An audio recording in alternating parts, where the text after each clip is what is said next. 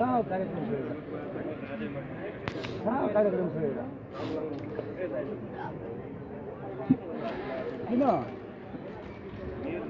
त्यो तल मुसिन्छ त्यही मुसिने छ त नापी विभाग र नापी कार्यालयको आयोजनामा यस 3 नम्बर वडा कार्यालयमा आयोजित बाँकी जिल्ला स्थित कोहलपुर नगरपालिका को गाउँ ब्लक क्षेत्रको जग्गा धनी प्रमाण पूर्जा वितरण कार्यक्रम यो साबिकको चाहिँ रजेना गाविस वडा नम्बर 1 र 2 को हो।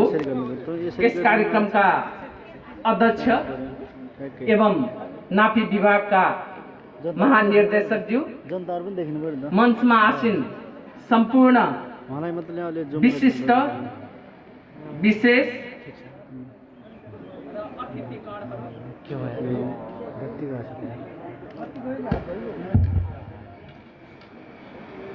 जग्गा धनी प्रमाण पूर्जा ग्रहण गर्नको लागि उपस्थित हुनुभएका सम्पूर्ण दिदीबहिनी तथा दाजुभाइहरू, राजनीतिक दलका प्रतिनिधिहरू, पत्रकार मित्रहरू र यहाँ उपस्थित सम्पूर्णमा म सर्वप्रथम हार्दिक अभिवादन व्यक्त गर्न चाहन्छु। अहिले धेरै कुराहरू उठेको छ। म क्रमशः ती सबै कुराहरूको सम्बोधन गर्नेछु।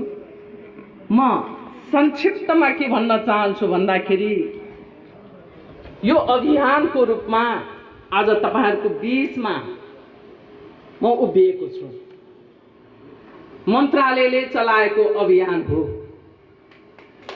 संयोग निर्वाचनको मुखमा पर्यो। यो कुनै निर्वाचन जित्ने अथवा हराउने अभियान होइन। वास्तविक जनताको काम गर्ने प्रतिनिधि को हो भन्ने कुरा न्यायमूर्तिको रूपमा रहेको जनताले निर्णय गर्ने कुरा हो। धेरै हामीले हिजोका दिनमा के गर्यौं र अहिले के भनिरहेका छौं, अहिलेका जनताहरू लाटा छैनन्। म यति मात्र भन्न चाहन्छु र म के कुरा राख्न चाहन्छु भन्दाखेरि यो सरकार अहिले जुन एउटा मन्त्रालय मैले सम्हालिरहेको छु, सिंगो यो सरकारको मुख्य अभियान भनेको संविधानमा जे कुराहरू लिपिबद्ध भएका छन्, जनताको पक्षमा लेखिएको छ, त्यो लेखिएका कुराहरू व्यवहारमा कार्यान्वयन गर्ने, जनताले आफ्नो जीवनमा परिवर्तनको अनुभूति हुने गरेर साँच्चै यो मुलुकमा संघीय लोकतान्त्रिक गणतन्त्र नेपाल स्थापना भएछ, 3 तहको सरकार बनेछ, सिंहदरबारको अधिकार घर घरमा आएछ भन्ने कुराहरू अब भाषणमा होइन, अब निर्वाचनको घोषणा पत्रहरूमा होइन, जनताको घर दैलोमा गएर व्यवहार गर्ने एउटा, कुरो गर्ने अर्को होइन। साँच्चै जनताले आफ्नो जीवनमा, मेरो जीवनमा यो संघीय लोकतान्त्रिक हिजोको राज्य संरचनामा, राज्य व्यवस्थामा यो खालको काम भएको थियो। अहिले संघीय लोकतान्त्रिक गणतन्त्र हाम्रा हजारौं हजार सपूतहरूले बलिदान दिएर, कयौं आमाका काखहरू रित्तिएर, कयौं हाम्रा दिदीबहिनीहरूको सिन्दूर पुछिएर, घाइते अपाङ्ग भएर निरन्तरको त्याग तपस्या बलिदान पछाडि हाम्रा अग्रजहरूले नेपालमा अब साँच्चै नेपाली जनताले चुनेका जनप्रतिनिधिहरूबाट संविधान बनाउने, अर्थात् संविधान सभाबाट संविधान बनाउने भन्ने कुरा व्यवहारमै जुन साकार गर्यौं र कतिपयले कल्पना नै नगरेको यति छिटो गणतन्त्र आउँछ, संघीय लोकतान्त्रिक गणतन्त्र नेपाल हुन्छ भनेर हामीले पनि सोचेका थिएनौं। म एउटा कुरा तपाईहरुको बीचमा राख्न चाहन्छु र मैले बारम्बार भन्ने गरेको कुरा के हो भन्दाखेरि जनशक्तिको अगाडि, जनताको तागतको अगाडि कुनै पनि तानाशाह टिकेको छैन। चाहे त्यो विश्वको इतिहासलाई हेरौँ चाहे नेपालको इतिहासलाई नै हामीले किन नहेर्ने 104 वर्षको जहानिया निरङ्कुश राणा शासनको कुरा गर्ने हो कि अथवा 3 वर्षको 30 वर्षको निरङ्कुश पञ्चायत एकतन्त्रीय निरङ्कुश पञ्चायती व्यवस्थाको कुरा गर्ने हो। थुप्रै शासन त्यस पछाडि पनि आफूलाई अकण्टक ठानेर शासन गर्न जुन महत्त्वाकांक्षा राखेकै व्यक्तिकै कुरा किन नगरौँ। कुनै पनि तानाशाह टिकेको छैन र त्यसै कारणले मैले भन्ने गरेको छु हिउँ फुटे हिम नदी जनता जुटे जनसागर औँसीको यो रात पनि ढल्छ पक्कै चिन्तै नगर। नेपाली जनताहरू एकजुट भएर लाग्ने हो भनेदेखि जस्तो सुकै अन्धकार हामीलाई अन्धकारमा राखे तापनि त्यो औँसीको रातलाई पनि हामी चिर्न सक्छौँ। त्यही चिर्नको लागि हामी उभिएका छौँ र अहिलेको सरकारको यो वर्तमान सरकारको मुख्य उद्देश्य भनेकै संविधानमा जुन हजारौं हजारको त्याग तपाईँ हामी सबैको त्याग तपस्या र बलिदान सोपान क्रममा कसैको धेरै होला कसैको थोरै होला त्यो अलगै कुराहरू हो।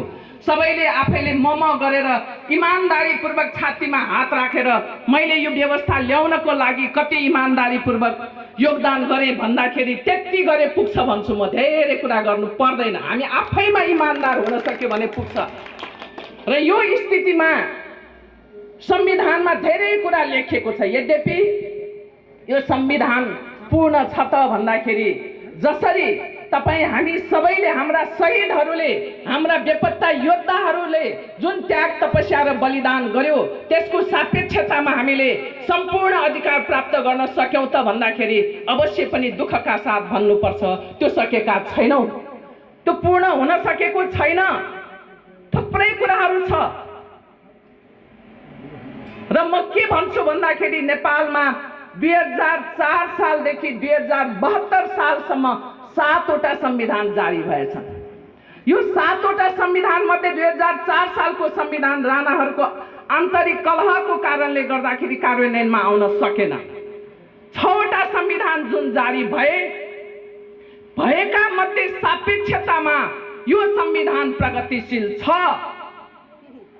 यो संविधान सापेक्षतामा जनमुखी छ।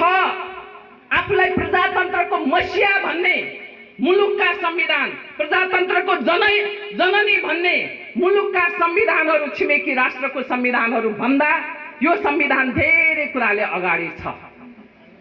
तर हामीले जुन सोचेर रगत पसिना बगायौं त्यो अनुसारले छ त भन्दाखेरि छैन। किन भन्दाखेरि यो सम्झौताको दस्तावेजको रूपमा आएको छ। मैले यही भन्ने गरेको छु। कतिपयलाई यो संविधानमा भएका हक अधिकारहरू बढी भएका थिए र छ अहिले पनि जसले जनतालाई रैती ठान्छन् यथास्थितिवादी चिन्तन बोक्छन् उनीहरूले जनता मालिक भएको देख्न सकेको थिएन छैन र हुने पनि छैन। त्यसलाई चिन्नु पर्यो हामीले। कतिपय जनता सर्वे सर्वा हो, जनशक्ति नै सबै थोक हो। जनताको भरमा हामी अगाडि बढ्नु पर्दछ, कसैको आशीर्वादको भरमा होइन भनेर लाग्नेको लागि यो संविधानमा धेरै कुरा पुगेको छैन पुगेको।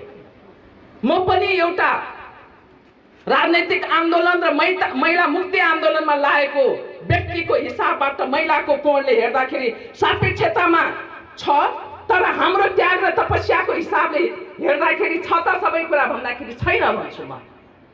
तर विगतको संविधानको सापेक्षतामा छ।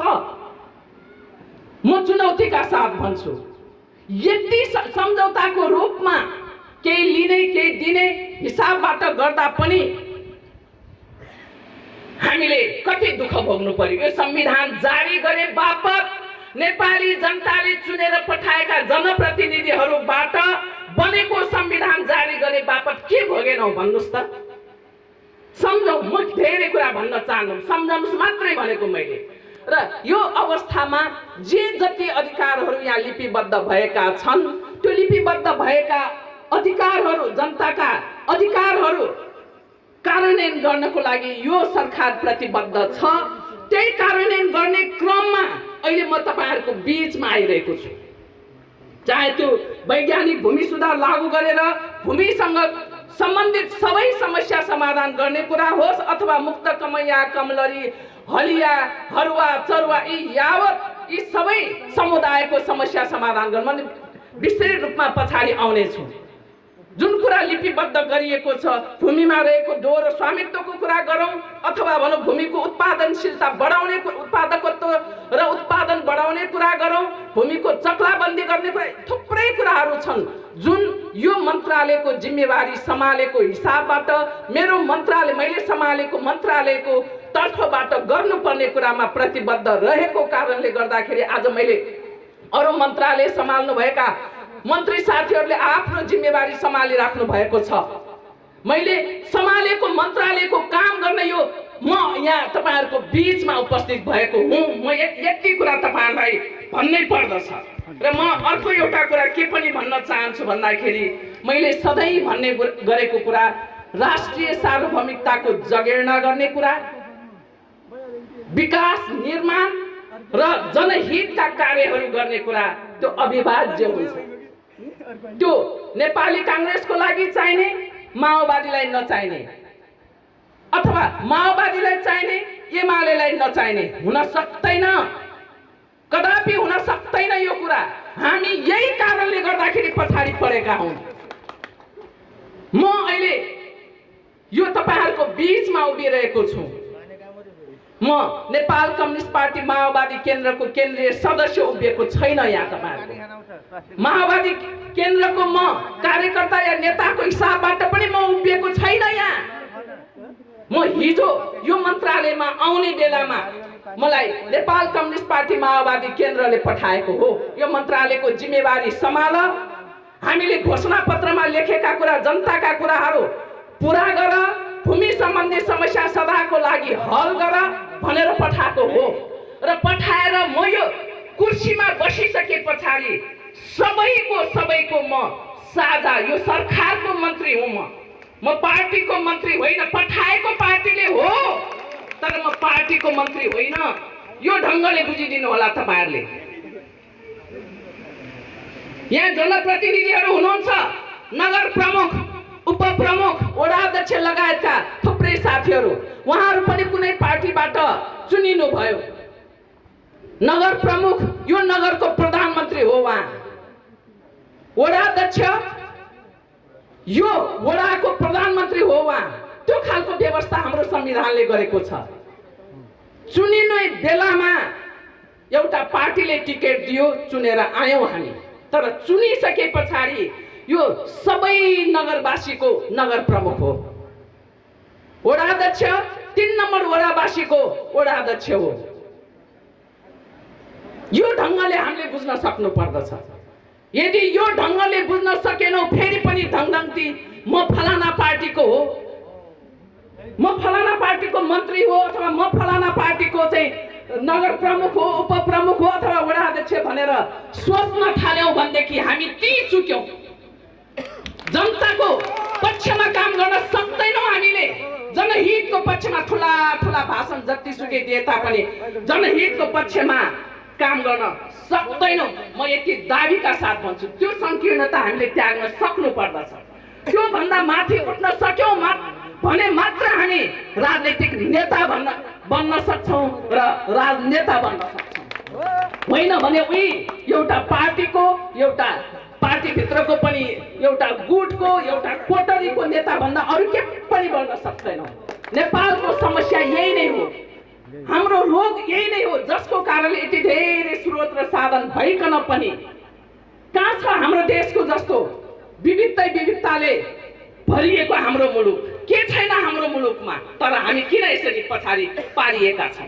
यस्तै खालका चिन्तन हिजोका हाम्रा शासकहरूका मनोवृत्ति, जनताप्रतिको समर्पण भाव नभएको कारणले गर्दाखेरि, संकीर्ण मनोवृत्तिको कारणले गर्दाखेरि, मै खाऊ मै लाऊ सुख छ एलवा मस्ती सबै मै गरौँ भन्ने चिन्तनको कारणले गर्दाखेरि नै यो अवस्था सिर्जना भएको हो। जनताको नाममा सबै कुराहरू आफूले सोहोर्ने कारणले गर्दाखेरि यो अवस्था सिर्जना भएको हो। मैले यति कुरा तपाईहरुको बीचमा राखे।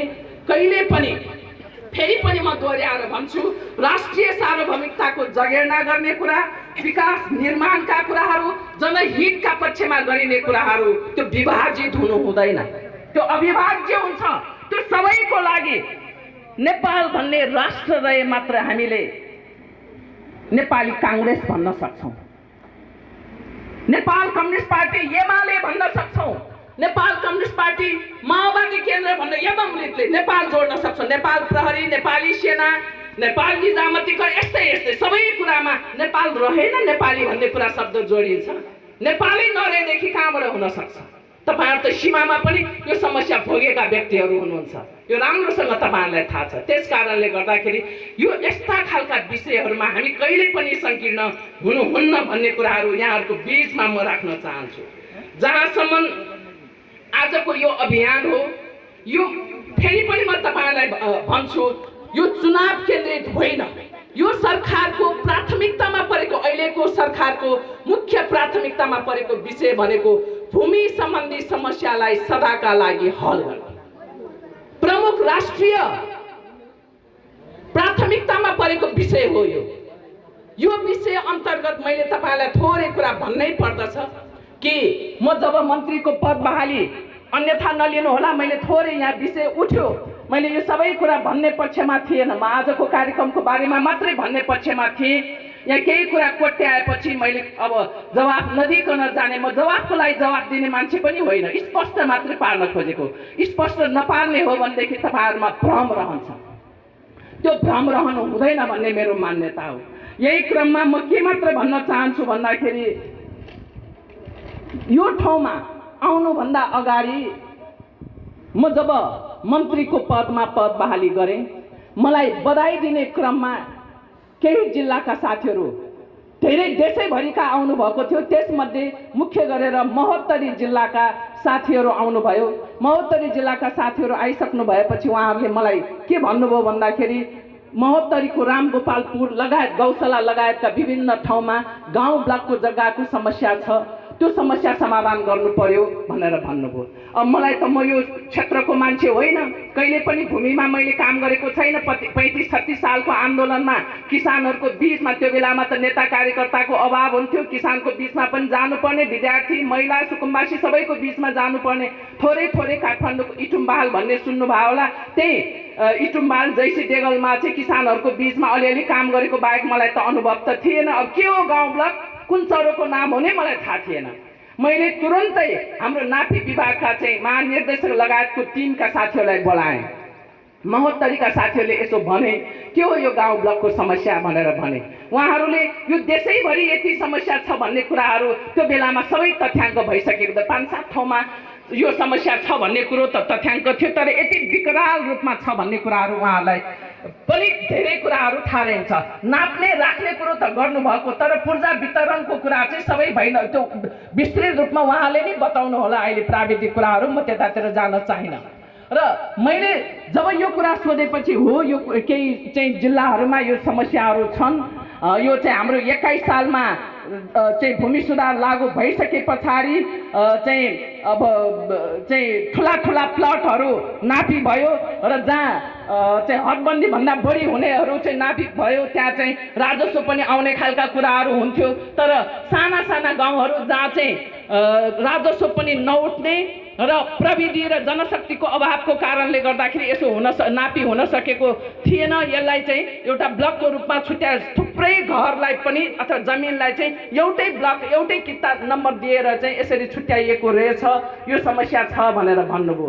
त्यसपछिबाट आएर मैले त्यहाँ भएको महोत्तरीमा भएको सबै कुरा भने। केही पहुँच भएको मान्छेले चाहिँ टेबल मुनिको व्यवहार गरेर पनि पूर्जा लिएको रहेछ। जो साँच्चै निमुखा जनता छ, आफ्नो आवाज चाहिँ माथिसम्म पुर्याउन सक्दैन, उनीहरूले पाएको रहन्छ। त्यो स्थितिका कुराहरू भएपछि तुरुन्तै पहिला जुन गोसराको चाहिँ डोर खट्ने खालको हुन्थ्यो, त्यही अनुसारले रामगोपालपुर चाहिँ महोत्तरी जिल्लाको रामगोपालपुरमै एउटा चाहिँ हामीले मुकाम कायम गरेर पूर्जा वितरण थाल्यौँ र देशव्यापी रूपबाट यो खोज्नुहोस् यो के हो भनेर खोज्दै क्रममा, सबै खोज्दै जाने क्रममा चाहिँ थुप्रै ठाउँमा नापी गरेको, कतिपय ठाउँमा नापी पनि हुन नसकेको र नापी गरेर पूर्जा चाहिँ पोखा पारेर राखेको अवस्था रहेछ।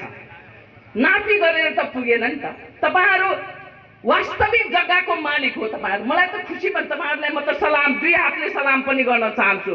यहाँको चाहिँ 3 नम्बर वडावासी तपाईँहरू जो जग्गा धनी प्रमाण पूर्जा प्राप्त गर्नुभयो, यति इमान्दार हुनुहुँदो रहेछ। मेरो मलाई आएको रिपोर्ट अनुसार आफ्नो जग्गा सँगै छ, कुनै ठाउँमा भए अर्काको जग्गा पनि आफ्नो हो भनेर चाहिँ लिने। तपाईँको त्यहाँ सँगै आफ्ना छोराको दाइ भाइको जग्गा छ भने नापी गर्दाखेरि तपाईँ यो मेरो जग्गा होइन, यो अर्काको मेरो भाइको अथवा मेरो फलानाको जग्गा हो भन्नेसम्म पनि गर्नु हुँदो रहेछ। चौधरी अथवा थारू जाति यति इमान्दार छ भन्ने कुरा त मलाई थाहा थियो, तर अहिलेको अवस्थामा पनि तपाईँहरूले जुन खालको इमान्दारिता कायम गर्नुभएको छ त्यसको लागि म तपाईँहरूलाई उच्च सम्मानका साथ सलाम गर्न चाहन्छु। र यहाँको सम्बन्धमा जब यी कुराहरू थाहा भयो, मलाई खास गरिकन भनेको कसले थियो भन्दाखेरि यो चाहिँ यहाँको जनप्रतिनिधि महेश्वर जङ गहतराज अथकले, त्यसपछिबाट पूर्णाजीले पनि भन्नुभएको थियो, अनि अर्को कसले भन्नुभएको थियो, जस यहाँको भूमि सम्बन्धी समस्याको बारेमा यहाँका साथीहरूले, नरेन्द्रजी लगायतका साथीहरू, उषाजी लगायतका साथीहरूले भन्नुभयो यस्तो समस्या छ, यो समस्यालाई चाहिँ हल गर्नु पर्यो भन्ने खालको कुराहरू गर्नुभयो। र गरिसके पछाडि यो देशव्यापी मैले के भने भन्दाखेरि यो अब देशव्यापी अभियानको रूपमा चाहिँ चल्नेछ। गाउँ ब्लकको जग्गा अब कसैको पहुँच भएको आधारमा, कसैको बोल्ने मान्छे भएको आधारमा पाउने होइन कि अब हामीले साँच्चै सिंहदरबारको अधिकार चाहिँ जनताको घर घरमा हो भने डोर कायम गरेर भए पनि हामीले घर घरमा गएर खोजिकन चाहिँ हामीले पूर्जा दिनु पर्दछ भने अस्ति भर्खरै तपाईँहरूलाई तनहुको बन्दीपुरको कुरा गर्छु। बन्दीपुरमा त जग्गावाल मान्छे नै छैन, खोज्न जानुपर्ने त्यो खालको स्थिति रहेछ। तर हाम्रो नापी कार्यालयहरूका चाहिँ साथीहरू, कर्मचारी साथीहरूले खोज्न गएर को मान्छे कहाँ छ भनेर खोज्न गएर पनि हामीले चाहिँ पूर्जा बाँड्ने कामहरू गरेका छौँ। यो हो तपाईँहरूलाई परिवर्तनको अनुभूति गर्ने गरेर। यो अभियान कुनै एउटा निर्वाचनको लागि होइन, हामीले पहिलो प्राथमिकता मन्त्रालयको भाषामा P1 भन्दो रहेछ, मैले भन्ने गरेको पहिलो प्राथमिकतामा राखेर देशैभरि 1 वर्षभित्र गाउँ ब्लकको सबै समस्या समाधान गर्ने भन्ने हो यो अभियान अन्तर्गत आएको। सायद तपाईँले आज लाल पूर्जा पाउनुहुन्थ्यो कि पाउनुहुन्न थियो, यो पनि कुरा छ। पाउनुभयो, पाउनुहुने सबै कानुनी रूपबाट जो तपाईँहरू आफ्नो जमिनको मालिक बन्नुभयो, यो जमिनको मालिक बन्न नपाएको कारणले थुप्रै समस्या झेलेर बस्नु भएको थियो र आज मालिक बन्नुभयो। तपाईँहरू सबैलाई हार्दिक बधाई छ। अब तपाईँहरूले आफ्नो जमिन सही ढङ्गबाट उपयोग गरेर उद्योग व्यवसाय आफूलाई जे मन लाग्छ त्यो गर्न सक्ने स्थिति चाहिँ सिर्जना भएको छ। मैले यति कुराहरू तपाईँहरूको बिचमा राख्न चाहे। र यीको कुरा गर्दाखेरि पनि 65 साल पछाडि यहाँ कुनै पनि नाप नक्सालाई चाहिँ प्राथमिकता दिएर जिल्लामा काम भएको थिएन। अघि पनि भनिसकेको छ, नापीका साथीहरूले भने 65 साल पछाडि भएको थिएन र 54 सालमा चाहिँ यहाँ यो ब्लकको नक्सा चाहिँ भएको हो। विविध समस्याहरू भयो, त्यो समस्यालाई समाधान गर्नको लागि नापी विभाग मन्त्रालयबाट पहल भएको थियो र तपाईँले पाउनुहुन्थ्यो होला 1 वर्ष पछाडि, 2 वर्ष पछाडि, जस्तो आज चाहिँ 65 सालको 23 वर्ष पछाडि, के अरे 54 सालको आज चाहिँ 24 वर्ष पछाडि चाहिँ पूर्जा पाउँदै हुनुहुन्छ। यस्तै अर्को 24 वर्ष अथवा कुन पुस्तामा पाउनुहुन्थ्यो होला। प्राथमिकतामा थिएन यो कुरा पनि हेक्का राख्नुहोस् तपाईँले। मैले यो भन्न चाहेको थिइनँ, आज मैले यो विषय भन्न चाहेको, उक्काउनै चाहेको थिएन। म त यहाँ मात्र के हो भने तपाईँहरूलाई आफ्नो जग्गाको मालिक कानुनी रूपबाट स्थापित गर्नको लागि, संविधानले दिएका कुराहरू चाहिँ कार्यान्वयन गर्नको लागि मात्र म यहाँ उपस्थित भएको हो। धेरै कुराहरू आए, धेरै कुराहरू आइसके पछाडि मैले यति थोरै कुरा चाहिँ राख्नु पर्दछ भन्ने लाग्यो र अहिलेकै अवस्थामा पनि भन्ने हो भनेदेखि इमानदारीपूर्वक भन्नु पर्दछ। नापी कार्यालयका प्रमुख लगायत सबैले भन्न सक्नु पर्दछ के तपाईँहरूको पूर्जा बाँड्ने प्राथमिकतामा थियो। अहिले विभागले निर्देशन नदिएको भएदेखि यो स्थितिमा पूर्जा बाँड्ने अवस्थामा पुग्न सक्नुहुन्थ्यो? इमान्दारीपूर्वक भन्नुहोस्। कसैलाई रिजाउनु पर्दैन। तपाईहरु जनताको राजस्वबाट पालिनु भएको व्यक्ति हो। जनताले तिरेको राजस्वबाट पालिएका व्यक्ति कसैलाई मलाई पनि खुसी पार्नु पर्दैन, कसैलाई खुसी पार्ने होइन। विभागीय हिसाबले तपाईको सबैभन्दा बोझ त म होला नि। खुसी पार्नु पर्दैन, फुलबुट्टा फुदा गाँच्नु पर्दैन, के पनि यथार्थ कुरो जनताको बीचमा राखिदिनुहोस्। यति भए पुग्छ। होइन भने जनता आफै न्यायमूर्ति हो। जनताले के ठिक के बेठिक सबै कुरो छुट्याउँछ भन्ने कुराहरू म राख्न चाहन्छु। थोरै कुरा म अर्को के राख्न चाहन्छु भन्दाखेरि यहाँ धेरै कुराहरू आयो। अब पूर्जाकै कुरा गर्ने हो भने एउटा कुरा म भन्न चाहन्छु, मन्त्रालयमा पूर्जा वितरणको कुनै लक्ष्य हुँदो रहेछ। मैले बुझेको भन्नु होला नाथी विभागले कुनै यति यो वर्षमा यति हजार चाहिँ अथवा यति 100 पूर्जा वितरण गर्ने भन्ने लक्ष्य नै निर्धारण हुँदैन। लक्ष्य निर्धारण के हुन्छ भन्दाखेरि यति हेक्टर जग्गा नाप्ने भन्ने लक्ष्य निर्धारण हुन्छ। मुस्किलैले 8-9 हजार चाहिँ वार्षिक वर्षको 8-9 हजार पूर्जा बाँडिएको हो। यस्तै यो पनि कस्तो भन्दाखेरि जहाँ कर्मचारीहरू इमान्दार छन्, साँच्चै जनताको सेवक ठान्छन्, माथिको निर्देशन पुर्ने होइन कि यो म जनताको सेवा गर्न आएको हो, यहाँ भएका जनताका समस्या समाधान गर्नु मेरो दायित्व हो, जनताले अधिकार पाउनु जनताको अधिकार हो भन्ने हिसाबले चाहिँ ठान्छ। त्यो प्रोएक्टिभ भएका अथवा त्यस्तो पहल कदमी लिने कर्मचारी र कोही चाहिँ एउटा जनप्रतिनिधिहरू अथवा राजनीतिक दलका नेताहरू जो अलिकति प्रोएक्टिभ अथवा नागरिक समाजका व्यक्ति पनि हुँदो रहेछ, अगुवाहरू, उहाँहरूले अलिकति पहल कदमी लिएको बेलामा पूर्जा बाँड्ने काम हुँदो रहेछ देशका विभिन्न ठाउँमा। यहाँ पनि 65 साल अगाडि त्यही ढङ्गले भएको रहेछ। मैले सबै तथ्याङ्क दिँदाखेरि त्यही ढङ्गले भएको रहेछ। 65 साल पछाडि यो राप्ती नदीमा कति पानी बग्यो? किन गाउँ ब्लकको चाहिँ पूर्जा वितरण हुन सकेन आजको मितिसम्म? सवाल यहाँनिर हो। तपाईहरुले सवाल गर्न सक्नु पर्दछ। घोषणा पत्रमा लेखेर हुँदैन, संविधानमा लेखेर हुँदैन। संविधान आफै हिँड्दैन, त्यसलाई हिँडाउनु पर्दछ। त्यो हिँडाउनको लागि दृढ इच्छा शक्ति, इमानदारीता हुनु पर्दछ। जनताप्रति समर्पित भाव हुनुपर्छ, जनमुखी चिन्तन हुनु पर्दछ, अनि मात्र हुन सक्दछ। नभए हुँदो रहेछ। संविधानमा त लेख्यो त, मैले भने त संविधान हाम्रो चाहिँ विगतको संविधानभन्दा प्रगतिशील छ भनेर, तर हुन सकेन।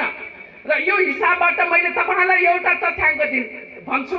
म मन्त्री भएर आइसके पछाडि यो 4 महिनाको बीचमा आजभन्दा 3-4 दिन अगाडिको तथ्याङ्क हो, 19,600 पूर्जा वितरण भइसक्यो 4 महिनाको बीचमा, जुन वर्षभरिमा हुने गर्दैन थियो, लक्ष्य नै हुने गर्दैन थियो। र यो 3-4 दिनको बीचमा पनि निरन्तर अभियानको रूपमा चलेको छ। पूर्जा नपाउनेको पीडा, यो खुकुरीको चोट अचानोलाई थाहा हुन्छ, खुकुरीलाई थाहा हुँदैन। पूर्जा नपाउनेको पीडा के हुन्छ भन्ने कुरा पूर्जा नपाउनेलाई थाहा हुन्छ। माथि बसेर हामी चाहिँ महलमा बस्ने अथवा सुखशैल गर्नेलाई थाहा हुँदैन। उहाँहरूको लागि महिना होइन, निर्वाचन पछाडि होइन, दिन पनि होइन, घण्टा पनि होइन, मिनेटको पनि महत्त्व छ। मिनेटको पनि, हर मिनेटको महत्त्व छ। यो कुरालाई हामीले हेक्का राख्नु पर्दैन। चुनावमा जाने भनेको त आफ्नो एजेन्डा लिएर जाने हो नि। जनतालाई रिजाउन सक्नु पर्यो, जनताको विश्वास जित्न सक्नु पर्यो। जसले विश्वास जित्न सक्छ ऊ हुन्छ। कहिले केही विश्वास नजितेर लटरपटर पारेर पनि चुनाव जित्छन् है, यो पनि छ के र मैले यति कुरा तपाईहरुको बीचमा राखेँ। र अरु कुरा म के भन्न चाहन्छु भन्दाखेरि, अब यहाँ नगर प्रमुखज्यूले समस्याको फेरिस्त मैले यहाँ ल्याइन छु। फेरिस्त यहाँ बोल्ने क्रममा धेरै सुनाउनु भयो, मलाई लेखेर दिनुभयो ज्ञापन पत्र। म ज्ञापन पत्र लिन आएको मान्छे भएछु, लाल पूर्जा बाँड्न होइन। आज नमान्नु होला है। म के भन्छु भने मलाई तपाईहरुले ज्ञापन पत्र दिनै पर्दैन, ध्यान आकर्षण गर्नै पर्दैन। तपाईहरु जुनसुकै पार्टीको होस्, मेरो लागि सबै बराबर हो। आउनुहोस्, जनताको प्रतिनिधि हो, यो क्षेत्रको जनताको समस्या यो छ, यसरी समाधान गरौँ भन्दाखेरि सङ्घले गर्नुपर्ने के हो? मुलुक त संहितामा गइसकेका छ। तपाईहरूलाई संविधानको अनुसूचीमा नै सङ्घको एकल अधिकार सूची के हो, सङ्घले के गर्नुपर्ने हो, प्रदेशको एकल अधिकार सूची हो, प्रदेशले के गर्छ, स्थानीय तहको एकल अधिकार के हो, स्थानीय तहले के गर्नुपर्छ, सरकार हो तपाईहरू। सङ्घ र प्रदेशको साझा अधिकार सूची के हो, सङ्घ प्रदेश र स्थानीय तहको साझा अधिकार सूची के हो, संयुक्त मिलेर के गर्नुपर्छ भन्ने कुरो त संविधानले प्रष्ट रूपबाट लेखेको छ नि त। मैले अघि भने नि, म एउटा पार्टीको मन्त्री होइन, यो देशको मन्त्री हो म। तपाईहरू सबैको साझा व्यक्ति हो, संकीर्णता राख्नै पर्दैन। आउनुहोस्, बसौँ, यहाँको समस्या समाधान गर्नको लागि मेरो मन्त्रालयको, मैले सम्हालेको मन्त्रालयको तर्फबाट के गर्नुपर्ने हो, मैले गर्नुपर्ने कुरामा कुनै पनि कसर राख्ने छैन, कुनै पनि कसर मैले बाँकी राख्दिनँ। जोसुकै आओस्। त्यति मात्र होइन, हिजो जुन व्यवस्था फाल्नको लागि हामी लागेका थियौँ, तिनै मान्छेहरू आएछ भने पनि, जनताको पक्षमा विषय लिएर आएछ भने पनि म तयार छु। तर त्यो जनपक्षमा हुनु पर्यो, जनमुखी हुनु पर्यो, राष्ट्रको पक्षमा हुनु पर्यो। राष्ट्रघाती र जनघाती कुराहरू लिएर आयो भने त मेरो साथ हुन्न है। फेरि कुरो यो हो, छलफल गर्न सकिन्छ। हर कुराहरू उहाँहरूसँग मेरो भेट भएको यी मात्र हो, कहिले मलाई भन्नुभएको थिएन।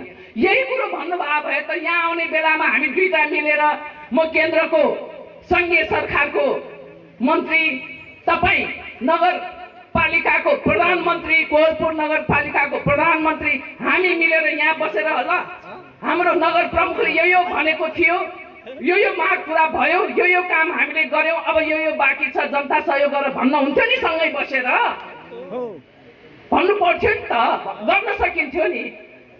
खुला, अलि दिल खुला गरौँ, दिल खुला गरौँ, दिल खुला गरौँ।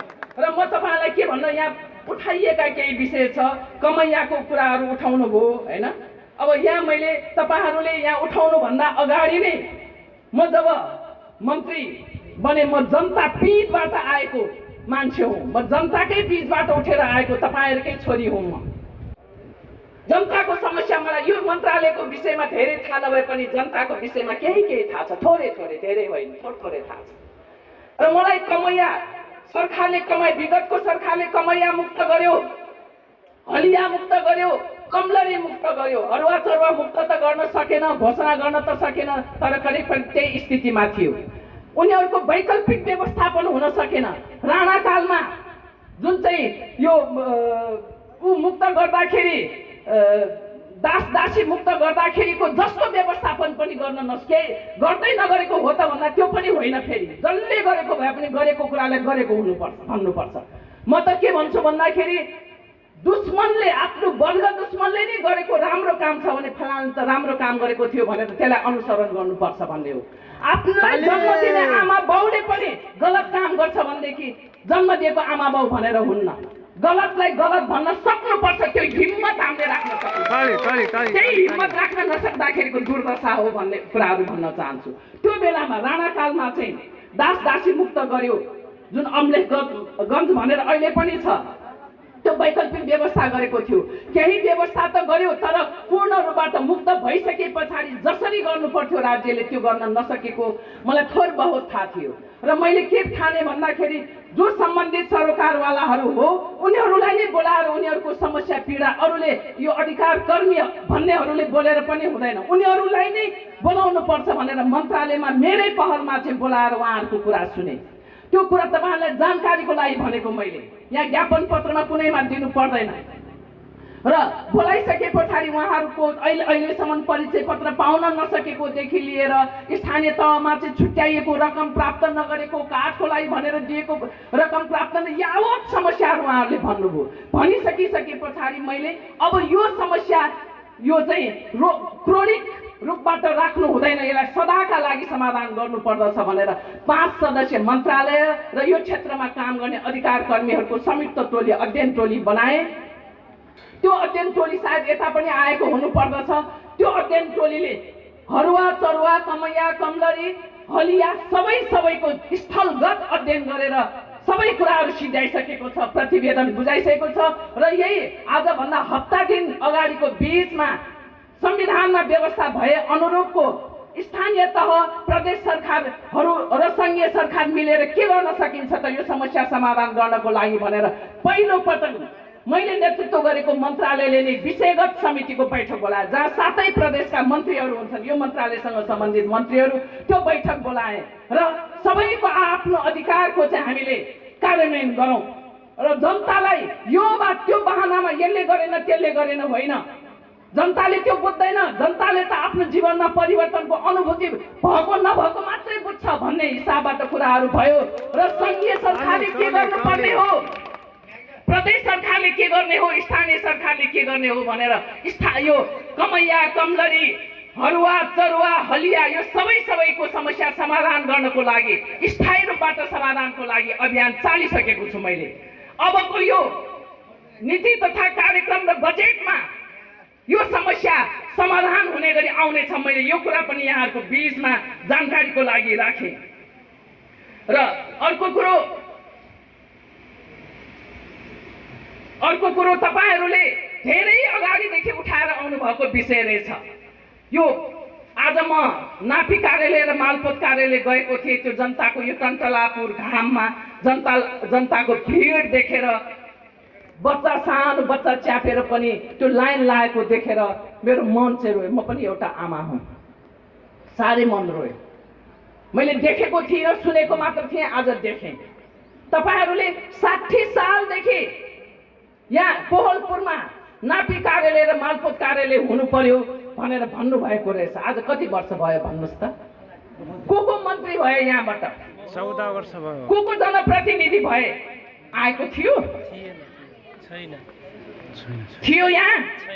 छैन। तपाईहरूको यो समस्यालाई मैले अघि भनेका साथीहरूले मलाई भन्नुभयो, महेश्वर, पूर्णाजी, नरेन्द्रजी लगायतका साथीहरूले भन्नुभयो यहाँ त कोहलपुरमा नापी र मालपोत कार्यालय राख्नै पर्यो, जनताले साह्रै दुःख चाहिँ पाएको छ भन्ने कुरा भइसके पछाडि त्यो पहल कदमी, बजेट छैन, बजेट नहुँदै पनि त्यो पहल कदमी गरेर तपाईहरूको यो कोहलपुरमा नापी र मालपोत कार्यालय आउने भइसकेको छ। यो हो कुरो। यो जज मलाई चाहिँदैन, तपाईँले मलाई, म त तपाईँहरूको प्रतिनिधि हो, मेरो त यो कर्तव्य हो तपाईँहरूलाई सेवा दिने, तपाईँहरूलाई सरल बनाउने, सबै कुराहरू गर्ने त मेरो दायित्वै हो नि त। तपाईँहरूको करबाट पालिएको छु म, अहिले मेरो त कर्तव्य हो नि। यो अधिकार पाउने तपाईँहरूको जुन खालको संविधानमा व्यवस्था भएका हकहरू छन् त्यो पाउने त तपाईँहरूको नैसर्गिक अधिकार हो। यो त राज्यले दिनै पर्छ। यहाँ त राज्यले दिएको कुरो पनि मैले दिएँ भन्छ। म भन्दिनँ, म प्रतिनिधि पात्र मात्रै हुँ। म भन्दा अगाडिकाले पनि गरिदिया भए हुन्थ्यो। म तपाईँहरूको क्षेत्रको त होइन। यो निर्वाचन मन्त्रीहरू, सांसदहरू कतिपय आफ्नो एउटा निश्चित क्षेत्रमा चाहिँ सीमित हुन्छन्। म त्यो मान्दिनँ। मैले भने नि देशैभरिको हुन सक्नु पर्दछ। यो हिसाबबाट म तपाईँहरू सबैको समस्यासँग एकाकार हुन चाहन्थेँ। यो यहाँको समस्या म मेरो धेरै पटक आइरहेको मेरो कर्मथलो पनि हो यो चाहिँ बाँकी जिल्ला। त्यो हिसाबबाट यहाँको समस्याहरू आइसके पछाडि मैले यो समस्या समाधान गर्नुपर्छ भनेर मलाई लाग्छ। अब यो छिटै चाहिँ तपाईँहरूले नापी कार्यालय र मालपोत कार्यालय चाहिँ प्राप्त गर्नुहुनेछ भन्ने कुराहरू पनि राख्न चाहन्छु। र अर्को कुरा यहाँ नगर प्रमुखजीले उठाउनु भयो, भूमि आयोगमा 6 जना प्राविधिक छ, कामविहीन छ भन्ने कुरो। मैले त गुनासो के सुनेको छु भने स्थानीय सरकारले सहयोग नगरेको कारणले गर्दा सम्झौता गरेपछि त त्यहाँ काम लाउन सक्नु पर्यो नि त। त्यो तपाईँहरूले लाउने हो। तपाईँहरूले काम किन दिन सक्नु भएन? हामीले त्यो पठाएपछि तपाईँहरूले काम लाउन सक्नु पर्दैन? थुप्रै स्थानीय चाहिँ कामहरू थिए, त्यो कामहरू लाउन नसक्ने अनि कामविहीन भयो भनेर केन्द्रमा पठाउने। हाम्रो त्यो संघीयता मुलुकमा आइसकेका छ। केन्द्रीकृत मानसिकता त्यो ढङ्गढङ्गले हाम्रो दिमागबाट गएर हिँड्छ। उही केन्द्रमा मुख ताक्ने। यहाँको आयोग गठन नभए तापनि पूर्जा वितरणको अन्तिम रूप दिनको लागि आयोग चाहिन्छ। त्यो पनि तपाईँहरूले प्राप्त गरिसक्नु भएको छ, भइसकेका छ करिबन। त्यो नभए पनि त स्थानीय रूपबाट लगत सङ्कलन गर्ने यावत कुरा त गर्न सक्नुहुन्थ्यो नि त, दिन सक्नुहुन्थ्यो नि त। थुप्रै ठाउँमा मैले सुनेको छु गुनासोहरू, जहाँ जनप्रतिनिधिहरू अलि प्रोएक्टिभ भयो, त्यहाँ आयोग गठन भएको छैन। जिल्ला आयोग गठन नभए पनि स्थानीय तहले सहयोग गरेको ठाउँमा धेरै काम अगाडि बढिसकेको छ। दुःख लाग्यो मलाई त, 6 जना यहाँ कामविहीन भएर हामीले तिरेको चाहिँ राजस्व खाएर किन बसिरहनु परेको छ। यो मेरो खोजीको विषय, मेरो गम्भीर ध्यान आकर्षण भएको छ। खोजी गर्छु र म यो क्रममा तपाईँलाई के भन्न चाहन्छु भने यहाँको लगत कहाँ गयो, पहिलाको काम कहाँ गयो, जनताले हेरिरहेको छ भनेर। हो, हेरिरहेको छ। म जनताको प्रतिनिधि हो। म तपाईँहरूको बिचमा यो कुरा पनि भन्न चाहन्न थिएँ। हेरिरहेको छ भनेपछि त मैले हेरिरहेकोलाई त भन्नु त पर्यो नि त। मलाई हेरेपछि मैले त तपाईँहरूलाई पनि हेरेर केही त भन्नु पर्यो कि परेन? भन्नुहोस् त, पर्यो नि। संविधानमा लेखिएका कुराहरू, संविधानको मौलिक हक 3 वर्षभित्र कार्यान्वयन गर्ने भनेर भनेको थियो। 3 वर्षभित्र कार्यान्वयन गर्ने भनेको थियो। तर म आफै त्यो बेलामा संलग्न थिएँ। म संलग्न भएको पार्टी नेपाल कम्युनिस्ट पार्टी नेकपा को सरकार भएको बेलामा 3 वर्ष 2072 साल असोज 3 गते संविधान जारी भएको। अनि 3 वर्ष भने कति? 73, 74, 75 असोज 2 गते 3 वर्ष। 3 वर्षसम्म राष्ट्रिय भूमि आयोग गठन हुन सकेका थिएन। संविधानलाई चुनौती दियो। संविधानलाई हामीले लट्याउने काम गरेका थियौँ त्यो बेलामा। त्यसको भागीदार मैले पनि लिनुपर्छ। सोपान क्रममा त्यसको जिम्मेवारी मैले पनि लिनुपर्दछ। तर त्यो जिम्मेवारी लिने क्रममा तपाईँहरूलाई म भन्छु, हामीले पार्टीभित्र भनेका थियौँ जे संविधानमा लेखिएको छ त्यो कार्यान्वयन गरौँ। त्यसलाई ढिलासुस्ती गर्नु हुँदैन। अप्ठ्याराहरू आउन सक्छन्, चुनौतीहरू हुन सक्छन्। त्यो चुनौतीहरूलाई सामना गरेर जाने हो गरौँ भन्दाखेरि भएन। 2076 साल चैतमा आएर बल्ल राष्ट्रिय भूमि आयोग गठन भएको थियो।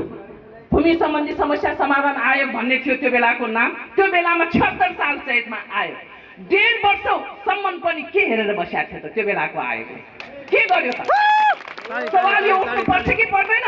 पर्छ। अहिले यो सरकारले राष्ट्रिय भूमि आयोग गठन गरिसके पछाडि तपाईँहरूले 2-4 दिनमा नै देख्नुहुन्छ धेरै भएको छैन।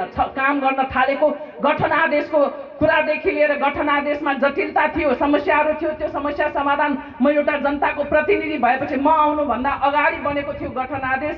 मैले आएर मन्त्री भएपछि त आफ्नो सम्बन्धित निकायको त गठन आदेश सरसर्ती हेर्नु पर्यो। हेर्दै जाँदाखेरि त समस्या, गम्भीर समस्या मैले देखेँ, मेरो आँखाले देखेँ। मैले के देखेँ भन्दाखेरि साँच्चै किसान आन्दोलनका, सुकुम्बासी आन्दोलनका व्यक्तिभन्दा अरू नै मान्छे हुने खालको व्यवस्था रहेछ। त्यसो भएपछि त किसानहरूको भावना, सुकुम्बासीहरूको भावना, हलिया, कमैया, कमलरीहरूको भावना त्यहाँ रिफ्लेक्ट हुँदैन भन्ने मलाई लाग्यो। र त्यो लगायतका अरू केही प्राविधिक समस्याहरू थिए। त्यो समस्या समाधान गर्नको लागि पहिला मैले गठन आदेश संशोधन गर्नतिर लागेँ। त्यो गठन आदेश संशोधन भएर आउनको लागि 2 महिनाभन्दा धेरै लाग्यो। म मन्त्री भएको अहिले करिब 5.5 महिना भयो।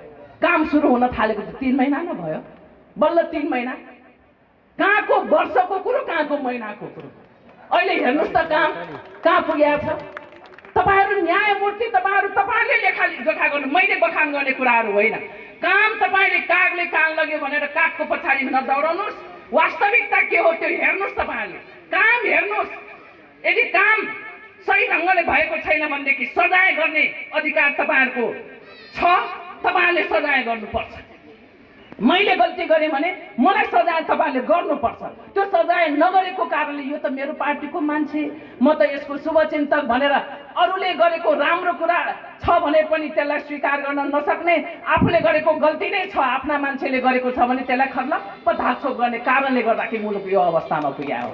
मैले त के भनेको छु भन्दाखेरि विगतको सरकारले अहिलेसम्म करिबन 22 वटा आयोग समितिहरू भएछन् भूमि सम्बन्धी समस्या समाधान गर्नको लागि। भएन, मागी खाने भाँडो भयो। त्यसकारण अबको लागि यो आयोग अन्तिम हुनुपर्दछ। भूमि सम्बन्धी जति पनि समस्या छ सराहनाका लागि अन्त हुनुपर्दछ। मेरै पार्टीको होस् या जुनसुकै पार्टीको होस्, जनतालाई मागी खाने भाँडो बनाउनु हुँदैन भन्ने मेरो मान्यता हो। यही मान्यता अनुसार अगाडि बढिएको छ। र यो बढ्ने क्रममा के गर्यो के गरेन भन्ने कुराहरू तपाईँले छुट्याउन सक्नुपर्दछ भन्ने कुरा म यति मात्र तपाईँहरूको बिचमा राख्न चाहन्छु। र म अन्तमा म धेरै कुराहरू नभनिकन यो ठाउँमा भएका समस्याहरू, जे समस्याहरू तपाईँले राख्नुभयो, तपाईँहरू निर्धक्कसँग कुनै समस्या छ, यो मन्त्रालयबाट हल गर्नुपर्ने कुनै समस्या छ भने जनप्रतिनिधिहरू आउनुहोस्, मन्त्रालयको ढोका खुल्ला छ। सञ्चारकर्मी साथीहरूले पनि गर्न सक्नुहुन्छ, जनताको कुरा उठाउन सक्नुहुन्छ, आउनुहोस्, तपाईँहरूको लागि पनि ढोका खुल्ला छ। तपाईँहरू जनताका प्रतिनिधिको हिसाबले रहनुभएका व्यक्तित्व, नागरिक समाज जो हुनुहुन्छ, आउनुहोस्, इमान्दारीपूर्वक आउनुहोस्। समस्याको समाधान गर्नको लागि एक्लैले गरेर हुने कुराहरू होइन, तपाईँ हामी सबैले मिलेर गर्ने कुराहरू हो। तपाईँहरूको साथ र समर्थन पाएको खण्डमा मैले अघि नै भने म सके राम्रो काम गर्छु, राष्ट्रहित र जनहितको पक्षमै गर्छु, म जे गर्छु। अन्जानवश केही गल्ती भएछ भने म तपाईँहरूको बीचमा इमान्दारीपूर्वक आउँछु। मैले मेरो काम यो अन्जानवश भयो, क्षमा गर्नुहोस् भनेर भन्छु। क्षमा माग्नु नै महानता हो। गल्ती गरेर गल्तीलाई ढाकछोप गर्नुभन्दा गल्तीलाई महसुस गरेर चाहिँ क्षमा माग्नु त्यो सबभन्दा महानता हो भन्ने लाग्छ। म तपाईँहरूको बीचमा आउनेछु। तपाईँहरूले पनि सही काम गर्ने मान्छेलाई सही सूचना दिएर, समस्या औल्याइदिएर जानुभयो भनेदेखि समाधान गर्नको लागि कठिन हुँदैन। मेरो शब्दकोशमा असम्भव भन्ने कुराहरू केही पनि छैन। हर कुरा सम्भव छ। कठिन होला, चुनौतीपूर्ण होला, समय लाग्ला, तर सम्भव हुन्छ। तपाईँ हामी सबै मिलेर गरेको खण्डमा त्यो सम्भव हुन्छ भन्ने कुराहरू यहाँहरूको बीचमा राख्न चाहन्छु। र अहिले राष्ट्रिय भूमि आयोगले तदारुकताका साथ काम गरिरहेको छ।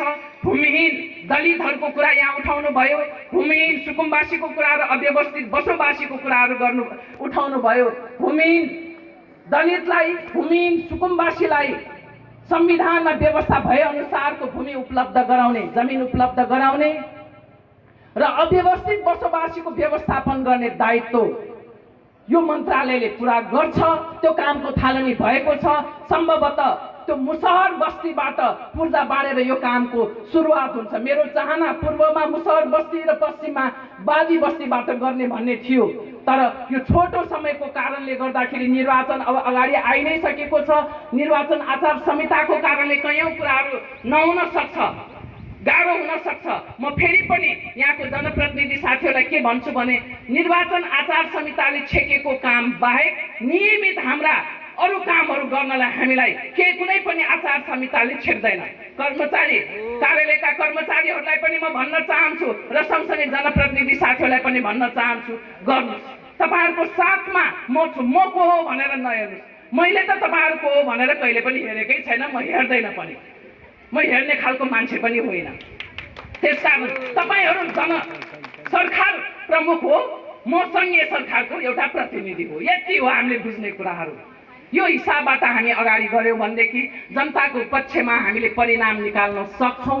र यो क्रममा अहिले जति पनि कामहरू भइरहेको छ त्यो कामहरूलाई अविच्छिन्न ढङ्गबाट जनताको पक्षमा निर्णय गर्ने हिसाबबाट अगाडि बढ्नेछ भन्ने कुराहरू राख्दै म अन्तमा के कुरा राख्न चाहन्छु भन्दाखेरि अहिलेको गाउँ ब्लकको जुन करिबन 20,000 पूर्जा बाँड्ने काम भयो, त्यो 20,000 पूर्जा बाँड्ने काम कुनै नयाँ बजेट होइन, मन्त्रालयको लक्षित घोषित कार्यक्रम पनि होइन, माइलस्टोनमा परेको कार्यक्रम पनि होइन, बजेट थप पनि थिएन, जनशक्ति थप पनि हामीलाई थिएन। मौजुदा बजेट जनशक्तिबाट अहिले हामीले यो 4 महिनाको बीचमा करिबन 20,000 पूर्जा बाँड्ने काम गर्यौं र साँच्चै जमिनका मालिकहरूलाई कानुनी रूपबाट त्यो अधिकार स्थापित गरेर जमिनको मालिक बनायौं। यो भनेको इच्छा शक्ति रहेछ। म मन्त्रीको हिसाबले मैले निर्देशन दिएको भरमा मात्रै सबै कुरा हुने थिएन। यसको लागि सम्बन्धित कार्यालयबाट सहयोग नभएको भए यो सम्भव थिएन। म यहाँबाट यो टिम हामी भन्छौँ नापी कार्यालय, मालपोत कार्यालय भनेपछि नाक खुम्च्याउने पनि गर्छौँ। सबै कर्मचारी त्यस्ता हुँदैनन्। सबै मन्त्री, सबै नेता, सबै सांसद, सबै मेयरहरू त्यस्ता खराब हुँदैनन्। राम्रा पनि हुन्छन्, जनपक्षीय काम गर्ने पनि हुन्छन्। प्रहरी भनेपछि सबै प्रहरी खत्तम ठान्ने, मन्त्री भनेपछि सबै मन्त्री, सांसद भनेपछि सबै सांसद खत्तम ठान्ने त्यस्तो कुरो होइन। मालपोत माफीका कार्यालयका पनि सबै कर्मचारी त्यस्ता हुँदैनन्। हो, त्यहाँ सही ढङ्गबाट सेवा प्रवाह हुन नसकेको कारणले मुख फर्काउने काम भएको छ। त्यो हो, त्यो कुरालाई म स्वीकार्छु। तर यस्तो पनि त हुँदो रहेछ नि त, दृढ इच्छा शक्ति भएको खण्डमा। अहिले मैले दिएको निर्देशनलाई नाफी विभागले ग्रहण नगरेको भए, नाफी विभागले मन्त्रीले दिएको निर्देशनलाई मातहतका कार्यालयलाई नदिएको भए र मातहतका कार्यालयले त्यसलाई स्वीकार गरेर कार्यान्वयन नगरेको भए आज तपाईँले पूर्जा पाउनुहुने थिएन। यो पूर्जा पाउनुहुने थिएन। मौजुदा बजेट र जनशक्तिबाट यति गर्न सक्दो रहेछ त किन सकेनौ विगतको दिनमा? त्यसकारणले मैले नाफी विभाग लगायत सबै टिम, यहाँको चाहिँ नाफी कार्यालयका सबै टिम प्रमुखदेखि लिएर सबै टिमलाई म हार्दिक धन्यवाद भन्न चाहन्छु।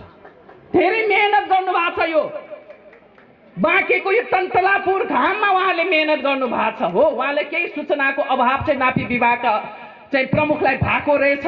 केही सूचनाको अभाव, त्यो सूचना उहाँले लिनुहुनेछ। तर उहाँहरूको खटाइ, त्यो टिमको खटाइ सबै नभएको भए यो सम्भव हुने थिएन।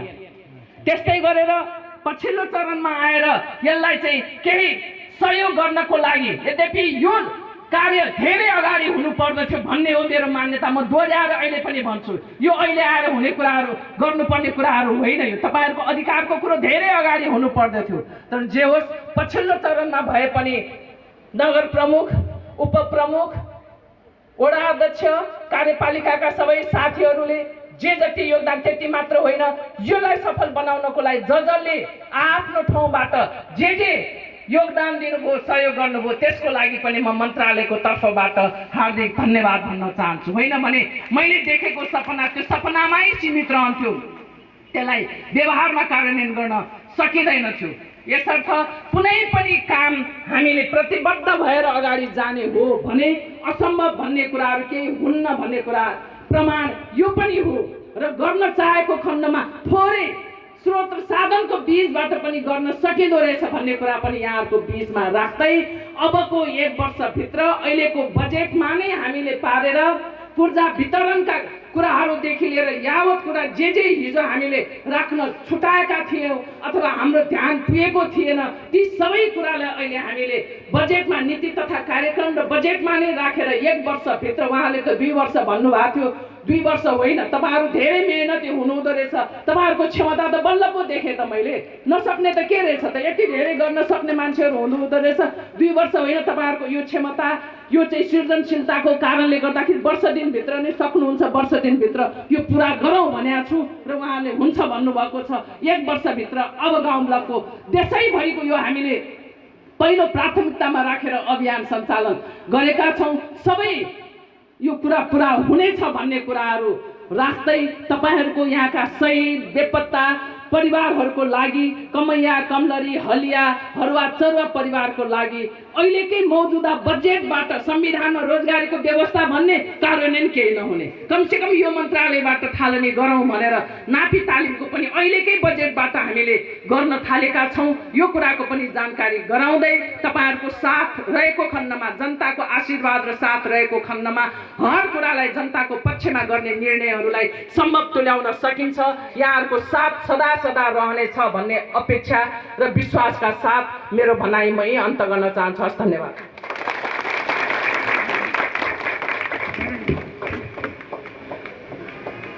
अहिले भूमि व्यवस्था सहकारी तथा गरिबी निवारण मन्त्रालयबाट चालिएका